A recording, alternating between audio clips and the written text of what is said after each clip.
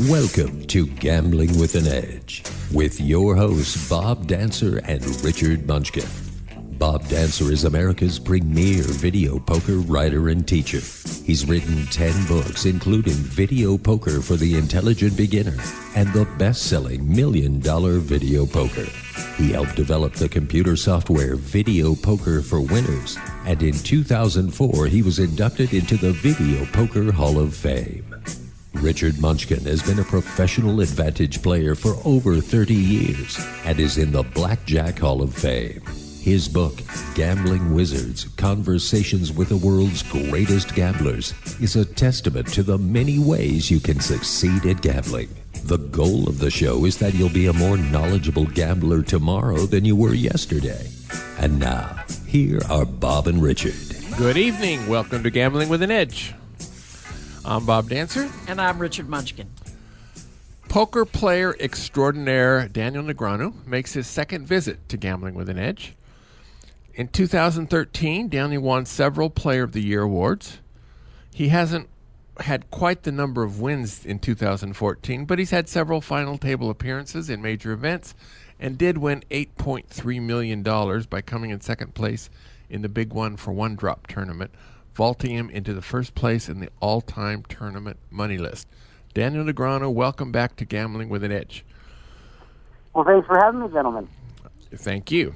Now, on your last visit, you told us that you would own 40% of yourself in the 2012 Big One for One Drop $1 Million tournament. As it turned out, you didn't place in that event. In the same tournament this year, you're reputed to have more than twice that much of yourself. And as we know, you came in second place. Was there a reason why you own more of yourself this year?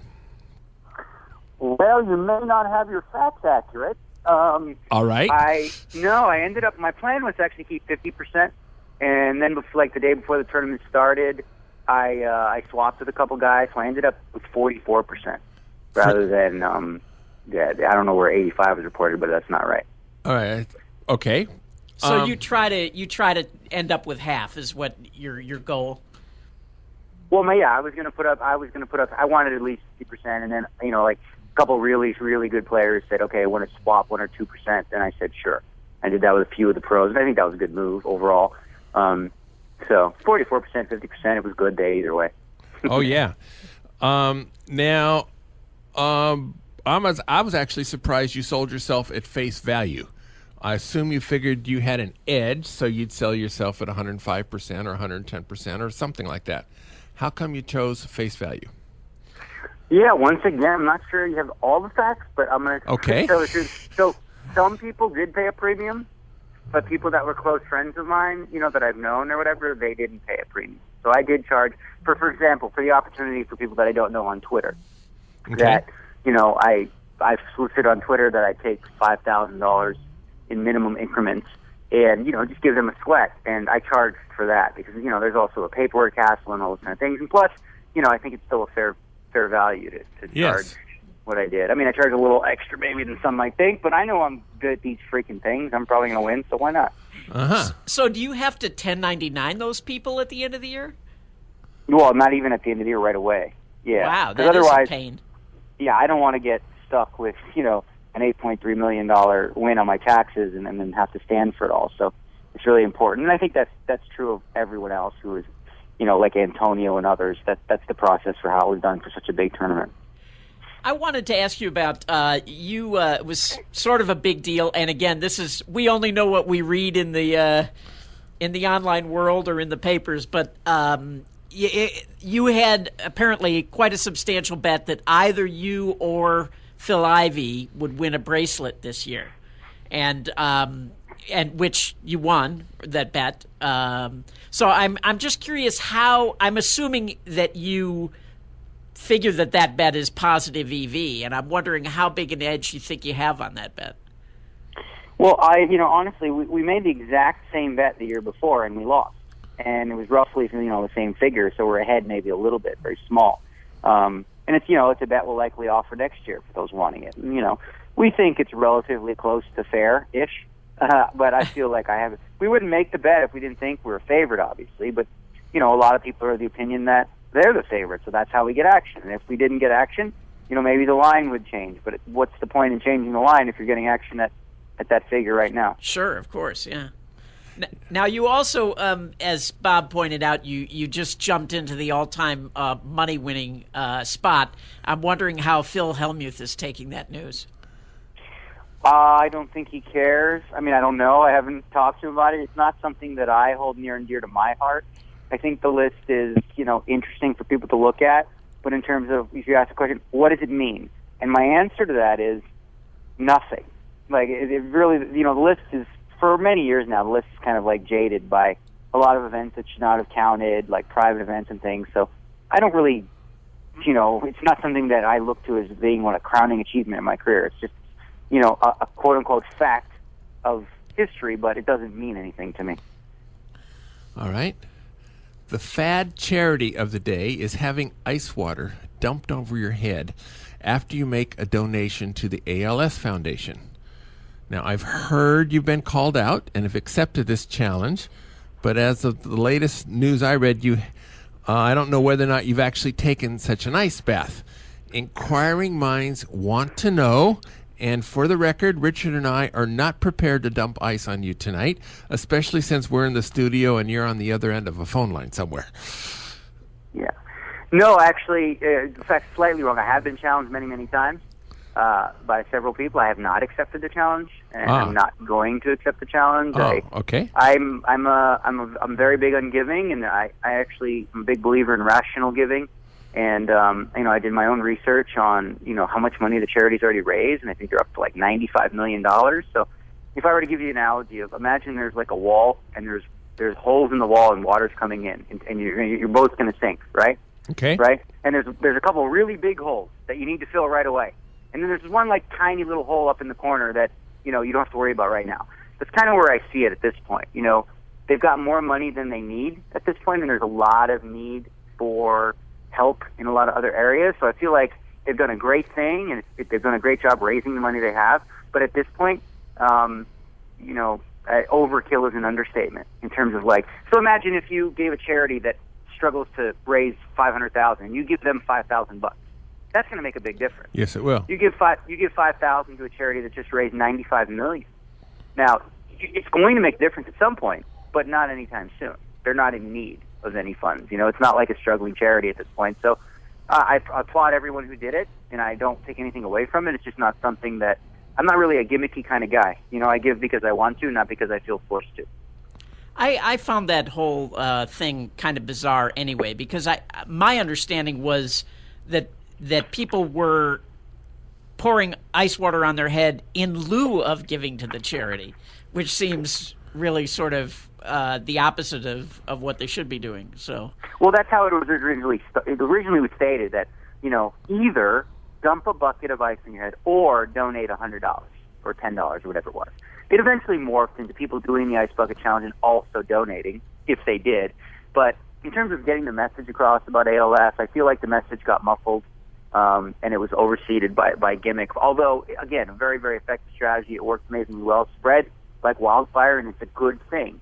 It's just, I'm very conscious about what I give to, and I take it seriously. I don't just give without doing my research. And at this point, it's just not something that I feel is in need. And there's other places that I'd like to put my money and help. Makes sense. Well, I, for one, am grateful that you give an hour of your time every couple of years to this radio show. Thank you. Oh, well, there you go. You won your first World Series of Poker bracelet in 1998. You had a super spectacular year in 2004 in terms of poker results. Several decent years, and then 2013 and 14 fall into the spectacular range again.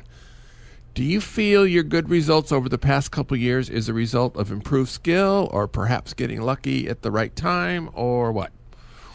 No, I think it's pretty clear that essentially raising my emotional intelligence. I did a course in Las Vegas that basically deals with emotional intelligence called Choice Center, where you learn to elevate your level of emotional intelligence. So essentially, you spot what stops you from being your best. You figure out where that happened in your life, and then you learn tools how to break through it and come up on the other side. So right after I graduated the course, a month later, I made the final table. I won a bracelet. I made the final table of the EPT Grand Final coming forth, and then I finished 7th in the World Poker Tour Championship, all back to back to back. And of course, there's luck involved, but for me, it's mental state, focus, and really belief. Along the way, at some point, I started to believe the hype that, maybe all these kids are too good. And then I realized that there's a lot of things that wisdom and knowledge and experience can't be substituted for, regardless of how many, simulations they run. Yeah, I mean, you're. I don't think people can call you Kid Poker anymore. I think you're going to have to, take on a new nickname soon. Is that right? Kid Rock is what, 50 years old now? Well, that's true. That's true. Yeah, but right. So Kid Poker is like, it works because I feel like 26. I actually feel I'm stronger than I've ever been physically, mentally, emotionally. I'm in the best place in my life, and I believe. And I'm playing tennis, basketball, golf. Exercising. I know my age is 40. I've been on the earth 40 years, but I'm a kid at heart, and I'm always going to be. Yeah. So speaking of these young kids, there was a recent sort of, I don't know what to call it. Brouhaha. Yeah. Yeah. What I call it. Right. Where they basically called you out saying that you couldn't beat the cash games. Can you tell our listeners a little about that whole thing? Yeah. To be honest, the whole thing was really, really silly because it came from. There was a couple, internet guys on Twitter who were, trolling me, if you will. One guy called me a dolt or whatever. So I was messing with him, telling him that if we gambled and we bet on this, I'd have you homeless. But don't worry, I'd drop something in your cup. Right? I like to mess with people on Twitter. Sure. I like to mess with them. So I said in an reply, it wasn't something I was looking to take on. And I said something to the effect of, I believe that I could win with 2 weeks' work, and then if I took on a challenge, and I would bet $1 million. Now, that's still true. However, it's not something I'm looking to take on at this point in my life. I live in Las Vegas. Currently, you can't play on PokerStars for the time being. So I don't feel like I just have no interest at all in leaving my home that I'm doing what I'm love, playing tennis and golf and all these things for 3 months to sit in front of a computer to prove that I could do this for money that at my stage of my life is insequential. It's not going to change my life one bit. It would not be worth it from that perspective. But I'd love to do this thing. I really do want to do it. And when regulation happens in Nevada, where PokerStars is back, then I promise those guys I'll give them some action and we'll figure something out. But at this point, I'm not looking to do it right now. It would just be like the dumbest idea ever for me. No, it makes sense. I could. Yep. The Poker Hall of Fame. Now, the only criterion for consideration that you've been lacking has been your age. But a couple months ago, Kid Poker turned 40. So at that point, you became eligible for nominations. And the nomination period closed 3 weeks after your birthday. Now, from the outside, you appear to be a lock that you're going to be inducted eventually and sooner rather than later. Letting your own induction be assumed to be an eventual given, and as we're also going to assume for Phil Ivey when he becomes eligible in 2 years, which currently uninducted person or persons would you most likely see in the Poker Hall of Fame? Well, first and foremost, I'd like to say that I want to know how old do I have to be to get in the Video Poker Hall of Fame? Because I didn't know that there was one, and I just realized that by listening to the intro to the show that there's one. So that'll be my next goal, maybe. We'll see. But I think that should be lower on your list than this online one that you were talking about. Yeah. So as far as people that I believe should be in the Hall of Fame, I think it's really important to not forget how this was all created. And I believe that the Hall of Fame is far too American-centric. And to be honest, at this point, there's more poker being played outside of the United States than there is inside the United States. So that's changed. And there's two people in particular that were very influential in making that happen. One is Bruno Fatoussi of France, who has been a high stakes cash game player and tournament player, and he was instrumental in bringing Americans over to France to play at the Asian Club in the early days of the World Poker Tour and before. The other name that is, for very similar reasons, is John Duffy, who won one of the very first live televised events and essentially created the European Poker Tour, which changed the demographic of what poker looks like today. And again, another guy who's played high stakes, respected by his peers, done things as a builder. So I'd like to see the Hall of Fame expand its vision and create and just be more up to date in terms of like what's happening in the world rather than just focus on Vegas. Interesting. All right. So, and some of your friends like John Joanda and Jennifer Harmon and Mike Mattisau, you assume they're going to get in eventually, but you still. I feel like, to be honest with you, there's just the way that it's done now. With the nomination process, a lot of names that would have made it are not going to get noticed anymore because the public doesn't necessarily know about them. Thankfully, Dole Brunson mentioned Eric Drake, and brought his name up, and so he got in.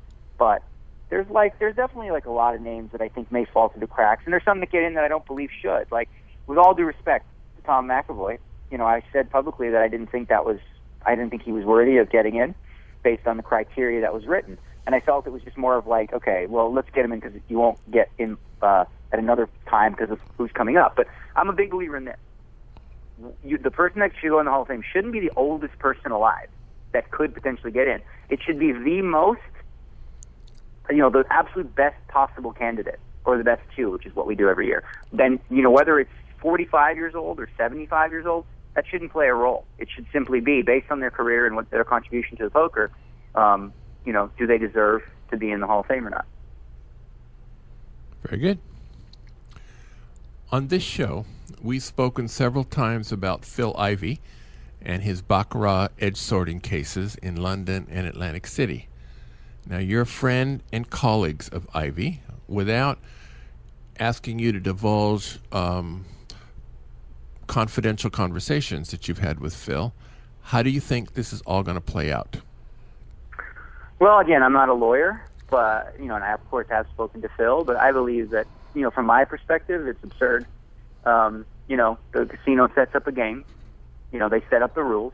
You play 100% by their rules, and you beat them because they have faulty cards. Where's the responsible version of that from the casino's perspective, right? Now, had he lost a bunch of money, were they going to refund him? It wasn't like the edge gave him a 100% to 0% edge. He went from whatever it was, 44 to maybe 59. You can still lose your entire bankroll, in that game. So he found an edge based on their faulty cards. He didn't damage the cards. He never touched the cards. He was not using any cheating devices. He simply spotted a flaw, right? So if you were like seeing a roulette wheel and you noticed that there was something off about it, and if you took advantage of that, is that cheating? Is that illegal? You don't have anything. You're not touching anything there. So I think the proper play for both the lawsuits is for them to bite the bullet and realize, okay, we're going to have to take it, like a man here, not be whiny little victims. Otherwise, what precedent do they send for high rollers in the future who play? And what if all of a sudden some guy wins $5 million and now they think something happened? They don't pay the guy. No proof of anything, but it's just a bad precedent to set. They set up the rules. They set up the game, for their own foolishness. They just have to eat it, as far as I'm concerned. I don't see how, you could argue against that. It just doesn't seem like, it seems like an open shut case to me. Yeah, I'm just astounded at the cases even got off the ground. I mean, there's another case in Atlantic City where the players happened to notice that in the baccarat game that the cards had not been shuffled. Right, the casino was buying pre-shuffled cards, and the players noticed that the cards had not been pre-shuffled, and they won like $1.5 million. And not only did the casino refuse to pay, but I think they had the players arrested as if they had done something wrong.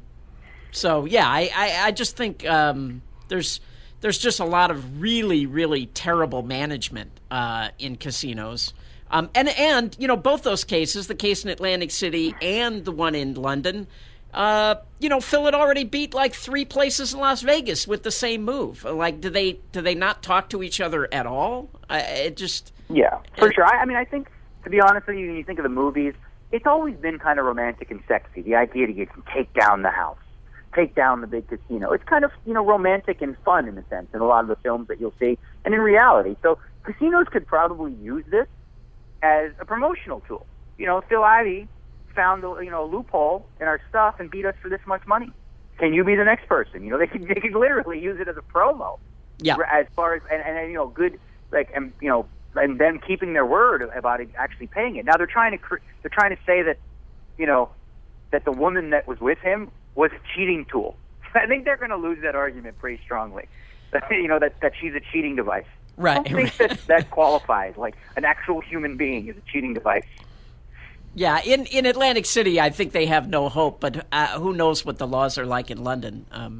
Well, from what I've heard, the ones in London are not as player friendly, and the difference there is, they have his money, and the other side of the coin with Borgata is asking for money. So Right. when you think about it from that perspective, what I think may happen is something close to a wash, because it seems like, I do think that he's going to get something. I don't know what, but who knows? I don't. Again, I'm not a lawyer. I think that he deserves 100% of it, and they need to bite the bullet, stop being little whiny, for lack of a better term, bitches, and pay the man his money. Right. Pay that man his money. And my understanding is in London they kept his front money as well. Is the way I read it. They gave him the front money back. Oh, they have. Well, how nice of them. Yeah, right. Yeah, Back, yeah. And you're talking about using this as a publicity tool. I said the same thing about, I don't know if you read about the whole Ben Affleck kerfluffle, where basically he was surrounded with security guards at the Hard Rock and barred from playing blackjack, and I just said, why wouldn't you turn this into a publicity thing? I mean, this is a guy who has to use his chips to count cards.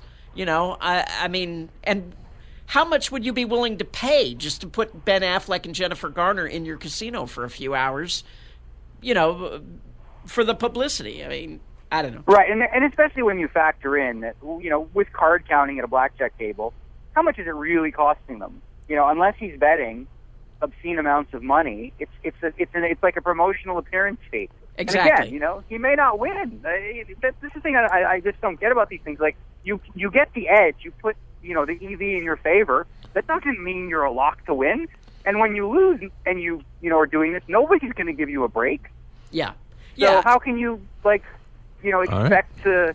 You know what I'm saying? Yeah, and basically for the audience on this show, we're basically preaching to the choir here. So let's move on to something else. A few months ago, a lengthy 4-part article called The Daniel Negreanu Story appeared on iGaming.org. Although I'd studied your career preparing for this interview and the previous one, this online interview taught me more about you than everything I had previously known.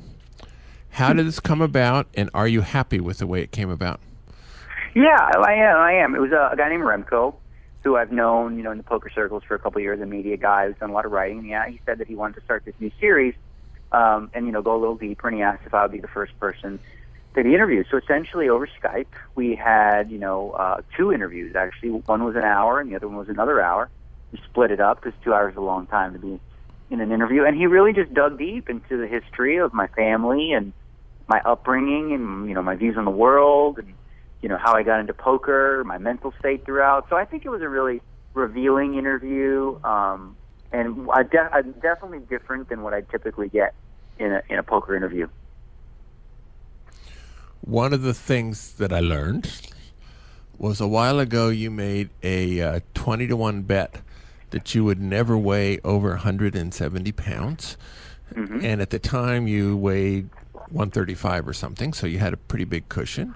But you built up quite a bit of muscle since then, and when this was published 4 months ago, you said you were at 163 and had just, and we're 40-ish. Now, I'm considerably older than 40-ish, and I know that belt leather shrinks as you get into the middle age, and your desire to keep exercising and keeping on the diet is different when you're in your 40s and when you're in your 30s, and different when you're in your 50s and when you're in your 40s. Now, 20,000, you're in a fortunate position that if you lose it, it's inconsequential. But still, at this point, I don't like your chances. Do you? Do I have the facts of the bet right or close? Yeah, but except for I appreciate your view, but at the same time, I look at it a different way. In my 20s, my commitment to exercises was, let's say, at a level 3. And then in my 30s, it was up to a level 7 or 8. And in my 40s, I'm more committed to exercise and health than I've ever been. My diet is pretty close to impeccable. I mean, I'm a vegan who eats pretty pure. I don't do processed foods and things like that. So if I were to get to 170, which is a possibility, it's going to come from me rebuilding, like really building like a muscular frame. Because I'm 162, 163 right now.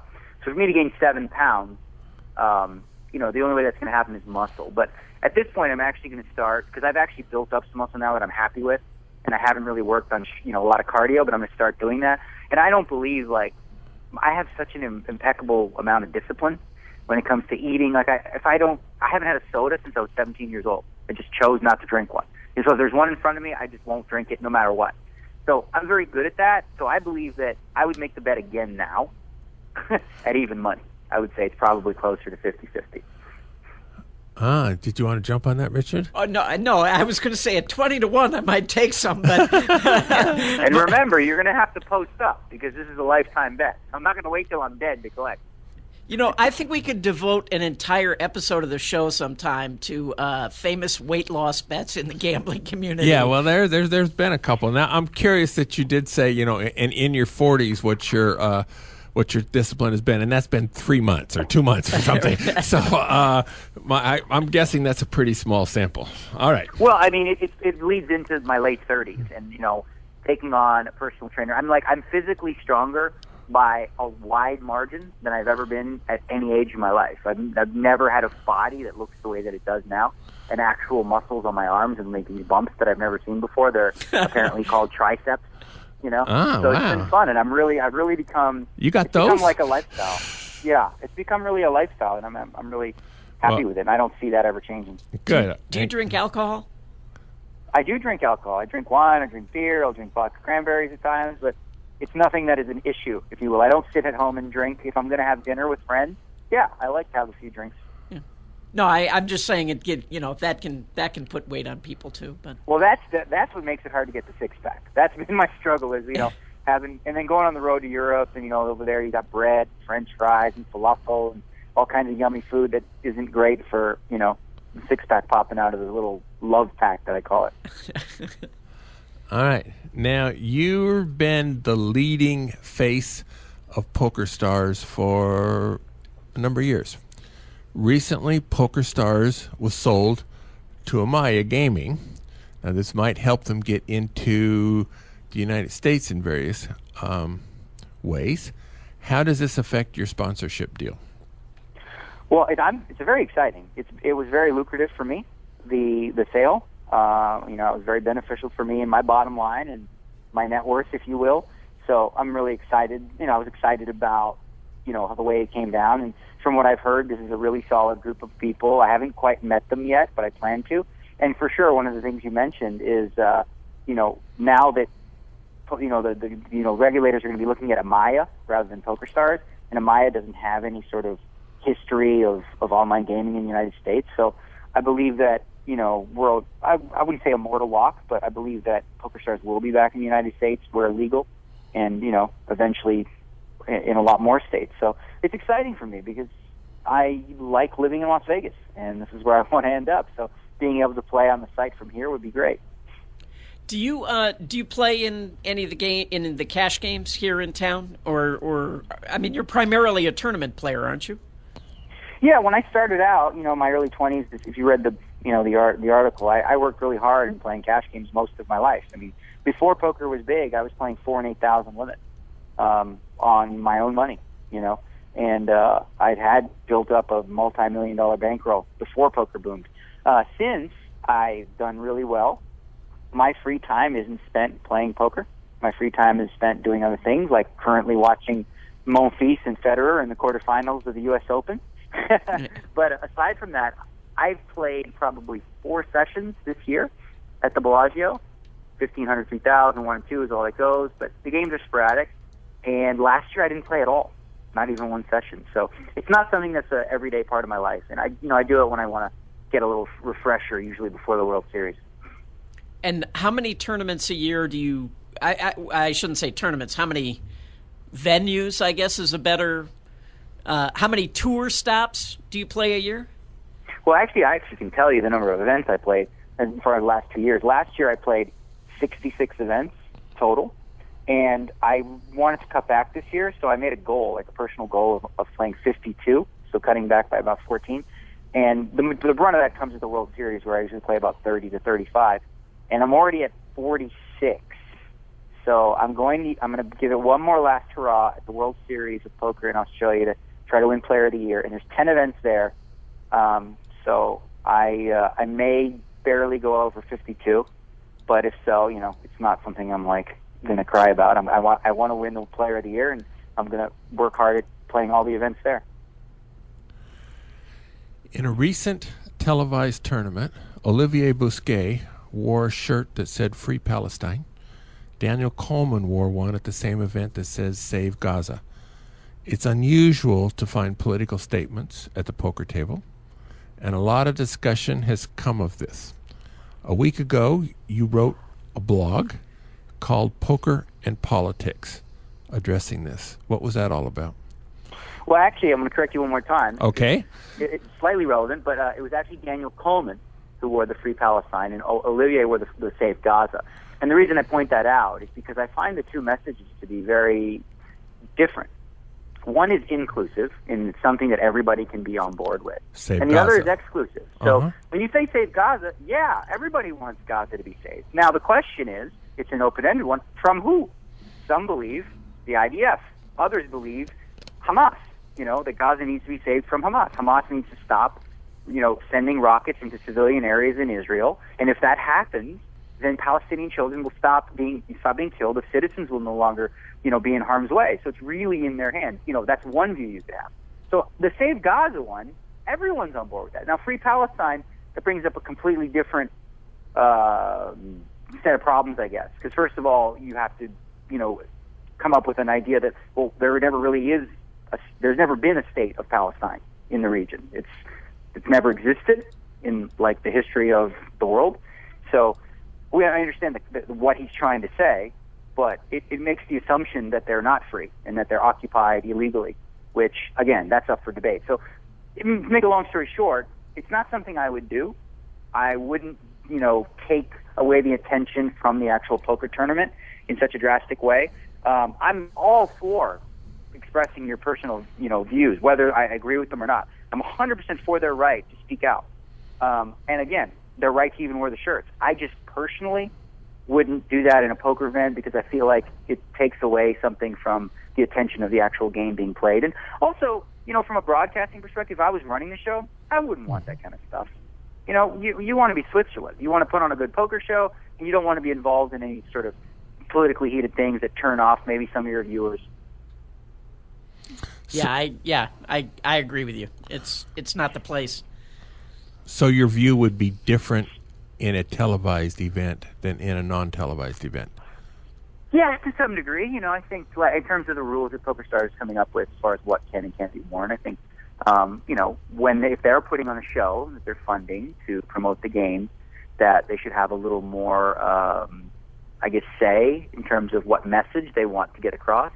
And if a guy is wearing a shirt that says, for example, kill all non-Christians, right? I don't know. That's just an example, right? Yes. Should they allow that?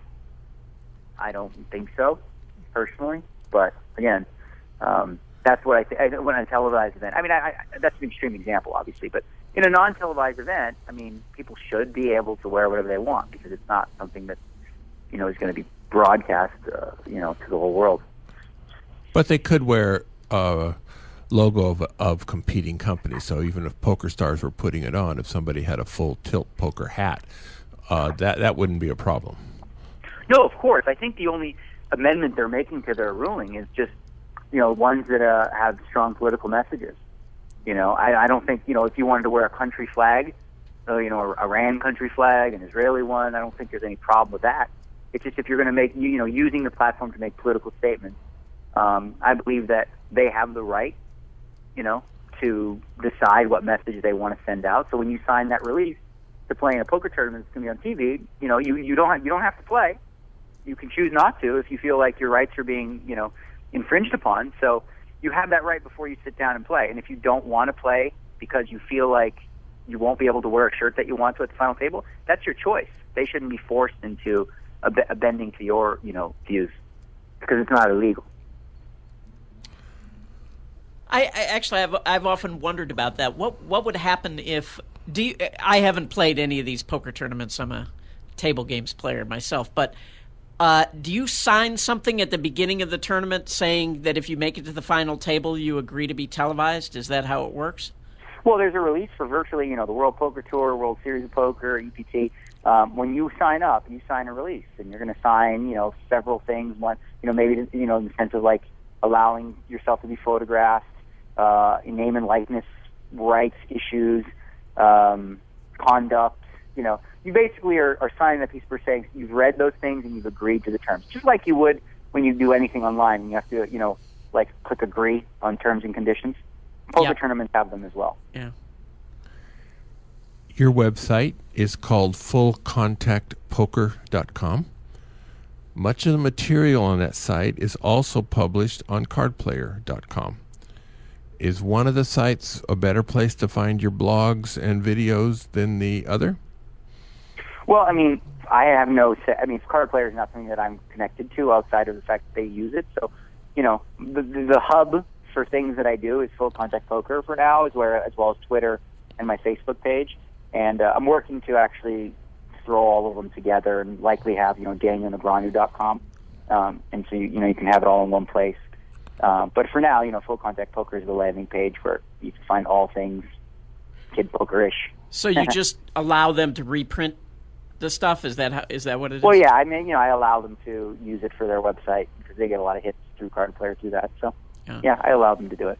I wanted to go back to Daniel Coleman and the one drop win, because it's kind of along the same lines of the political statement. So he basically didn't want to talk to the media after winning the tournament, right? And I didn't. Right. And is there anything in what you sign, going back to what you sign, is there anything in there that asks you or requires you to talk to the media, or is it just a matter of it's something they would like because it helps them promote the event? No. He was 100% not obligated to do any interviews whatsoever, and I respect fully his right to choose not to do so. His reasoning was he didn't want to promote poker because his original reasoning was because he thought it was because most people lose, essentially, right? And I find that argument. I wrote a very long blog about it, sort of an open letter to him, wishing that I would have said more in the moment, because he could have used that platform to actually, if he was really concerned about people's well-being, he could use that platform to say to people, hey, listen, I'm great at this, but most of you are going to lose. So, be careful. Do not, give up your day job to try to do this for a living, because it's not as easy as it looks. He could have used it to make a difference for those people that he was, worried about it. And my biggest issue with it overall is if he's claiming that poker is something that hurts people and he's playing it professionally, now he's going to be out of integrity from that place, right? You can't stand for something. You can't stand against something and be doing it at the same time, right? Like, you can't be a guy who's the head of banning cigarette smoke and a smoker. It just doesn't work, right? It doesn't hold a lot of weight. Saying we should not have cigarettes be legal in the United States as he's puffing a cigarette. It just doesn't work. Yeah. You recently wrote a blog about a softer and gentler system of poker rules. What do you mean by that?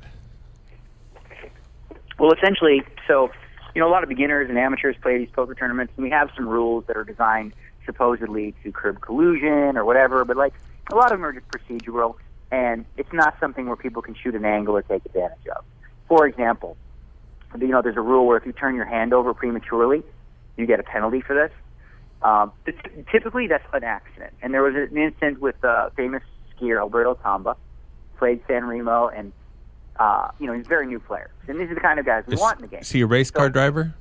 Yeah. Oh, no, Alberto Tamba's a skier. Skier, okay. Yeah. So he, he bet the flop 10-3 deuce, and he thought everyone folded, so he turned his hand face up to show everyone ace king. So, but somebody had called, so he's already at a disadvantage in the sense that now the guy's he's playing against the guy who knows what he has. It's a pretty big penalty in itself. Yes. And at the end of the hand, the floor man comes over, taps him on the shoulder, and tells him he gets a 1-round penalty for exposing his cards early. And I found it appalling he hasn't been back to play another tournament because he feels like, I don't know the rules. I'm not equipped to play. I can't play. And I think that's like such a perfect opportunity to say, you get a warning. So just understand that you have to be careful and you can't turn your hand up. If it happens again, you get a penalty. I think 99% of the penalties that are issued should have been given a warning first. Because a lot of the people that are amateurs that play these things, they don't read all terms of and rules. So we need to educate them. Give them one chance. It's not like by doing so we're going to negatively affect the integrity of the tournament. I don't believe that at all, that argument. It's important to make the game more inviting, fan-friendly, play amateur-friendly, and all these penalties, for the most part, hurt amateur players, not pros, because they're not the ones that usually make these mistakes. Yeah, I mean, this is a really common error that casinos make all the time too. In doing, they forget that it's a service business, and that their primary concern should be making the experience good for the customer so that they come back.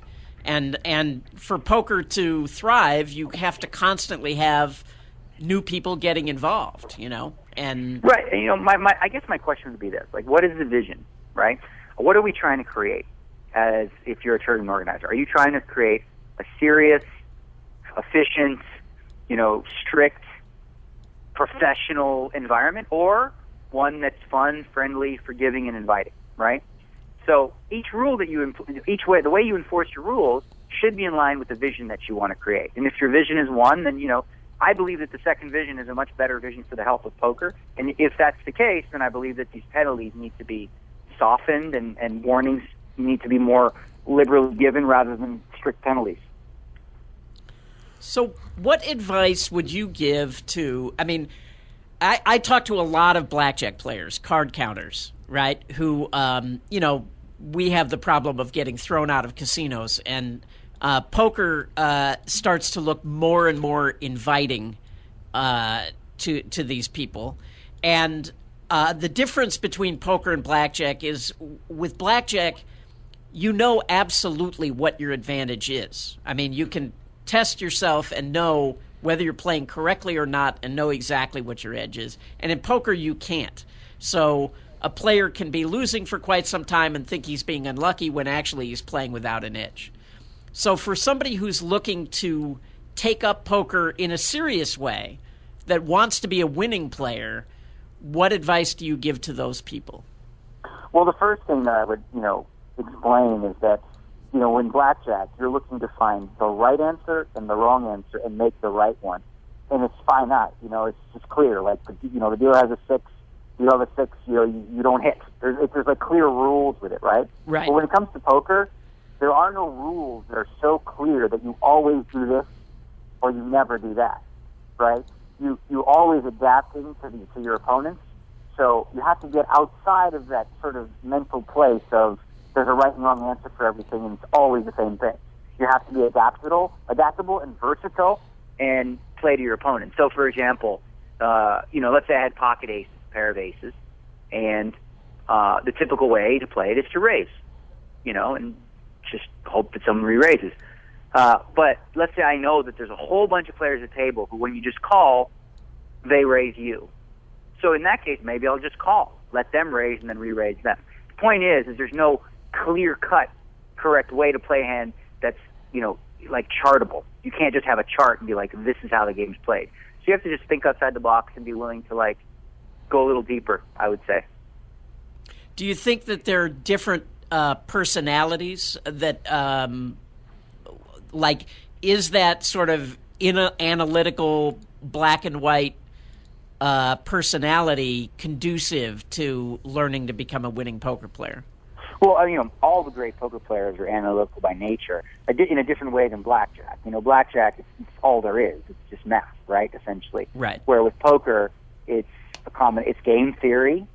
It's also people reading skills. It's, emotional stability and control. You can steam until you in blackjack, you just know the right moves, right? So how you're not going to go on tilt is what we call it, playing blackjack. You're just going to play the way you know how to play. In poker, if you start to go, things start to go badly, the test of who you are as a person and what you're capable of and how you deal with adversity, that comes into play. So it's a lot more complex in terms of what's necessary and required to be a poker player over a blackjack player. All right, we've been talking to Daniel Negreanu, poker player extraordinaire. We want to thank you, Daniel. This was extremely fascinating, and thank you very much for sharing your time with us. Of course, guys. It's a pleasure. All right, we'll get you again in a couple of years. Sooner this next time. All right. Okay, take care. The South Point has more than 10,000 games, returning more than 99%. That's more than anybody else has. In September, every night at 8:15, they draw a total of 16 names. The first name that is there within 4 minutes gets $10,000.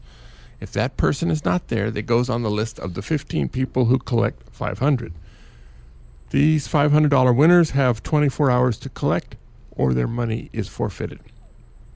At slots, $1 coin in earns 3 entries. At video poker, $1 coin in earns 1 entry. There's a maximum of 10,000 entries per day. At 9 p.m., they empty the barrel and you start to earn tickets towards tomorrow night's drawing. Now, they have similar drawings before, but there's a couple of differences in this one from the way the South Point has run it before. Usually, their limit is about $1,000 or $1,250 coin in, which makes it pretty accessible to everybody. Quarter players can earn, 1,250 points in an hour and a half, something like that. 10,000 is different. It's a quarter single line player. It's all day. So there'll be a higher percentage of the people do not have max tickets. So those of us who can play max tickets have a relative advantage over the ones who cannot. They do have NSU and a few other games, which are, including the Slot Club, Even Money, or a slight favorite 24/7. So that's an opportunity. Second, it's the barrel is emptied every day. In the previous tournaments, your ticket stayed in the drum all month. So those who live nearby and made 30 trips in the month would have a big advantage at the end of the year.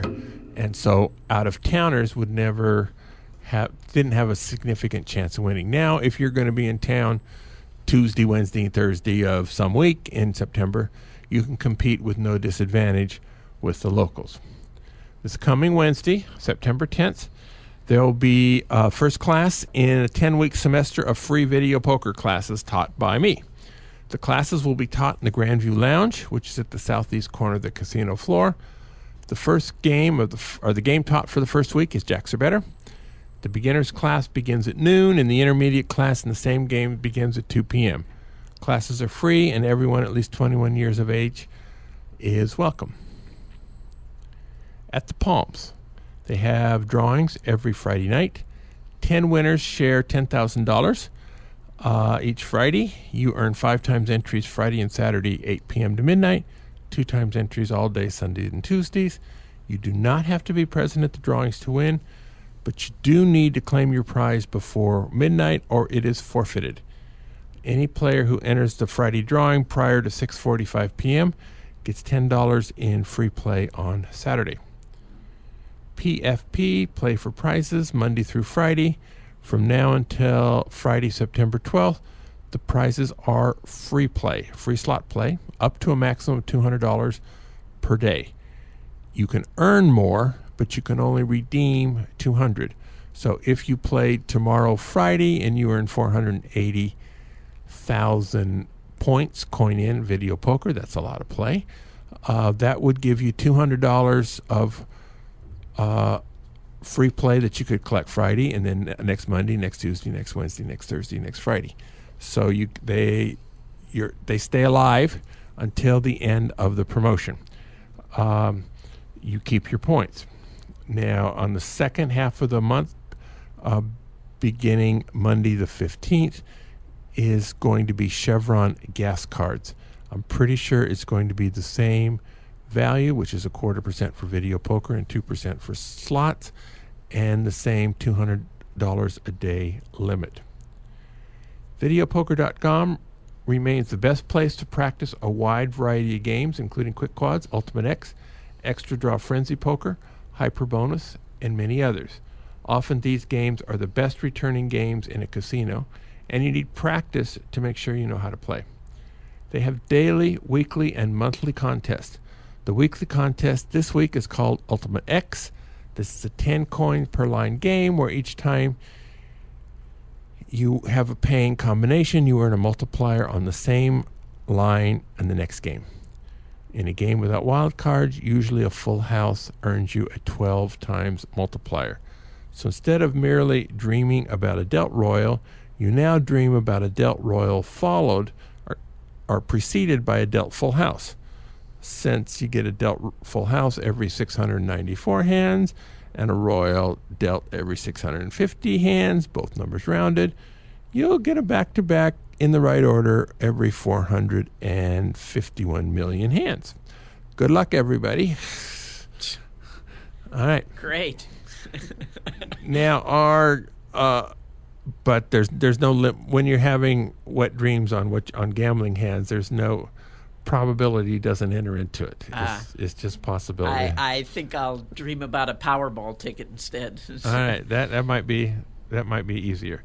All right, our guest next week is Jimmy Jazz, who is a low roller video poker player. We actually taped the interview last night. It's for airing next Thursday. What good things did we talk about on that show, Richard, that our listeners will hear next week? Well, the two things that I picked up, actually, that I plan to use, one is a website called Gold Star, where for really discounted tickets in Las Vegas for shows, because I like to go see shows. I'm going to Kinky Boots tomorrow night. And the other one was Autoslash. Autoslash.com. Yeah, that sounded pretty incredible, actually, the deals he was getting on rental cars. Yeah, and apparently it keeps getting better, so you can sign up in advance, and then if they find a better deal a month later or something, it keeps going. Yeah, it keeps going down. We also followed up, Richard a couple months ago said that in live poker it was pretty tough to win $50 an hour, but in blackjack it wasn't that tough at all.